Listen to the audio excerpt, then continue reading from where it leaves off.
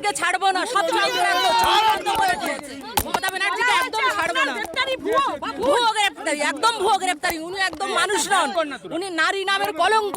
Jail থেকে বেরিয়েই মমতা বন্দ্যোপাধ্যায়কে ছাড়বেন না বলে সুর চড়িয়েছেন বিজেপি নেত্রী মাম্পি দাস। সন্দেশখালীর ভিডিও কাণ্ডে গ্রেফতারের 4 দিন পর শনিবার দমদম সেন্ট্রাল জেল থেকে ছাড়া পেয়েছেন মাম্পি। অভিযোগ করেছেন মুখ্যমন্ত্রীর চক্রান্তেই তাকে জেলে যেতে হবে। তিনি দাবি করেছেন সন্দেশখালীর অভিযোগ ভুয়ো নয়, আন্দোলনে কোনো রাজনীতি ছিল না। লোকসভা ভোটে মমতা বন্দ্যোপাধ্যায়কে হারানোর চ্যালেঞ্জও ছুড়েছেন মাম্পি দাস। শুক্রবারের সন্দেশখালীর বিজেপি নেত্রী মাম্পি দাসকে জামিন দিয়েছিল হাইকোর্ট, কিন্তু আদালতে নথি পৌঁছতে দেরি হওয়ায় শনিবার জেল মুক্তি হয় মাম্পির। মাম্পি গ্রেফতারি নিয়ে পুলিশকে কার্যত তুলোধনা করেছেন বিচারপতি জয় সেনগুপ্ত। সত্যের পথে আছি, সত্যের সাথে আছি।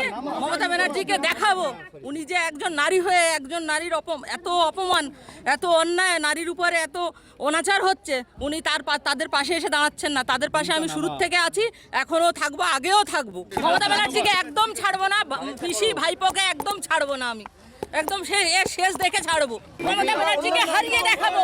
এই লোকসভায় মমতা ব্যানার্জি হারবে।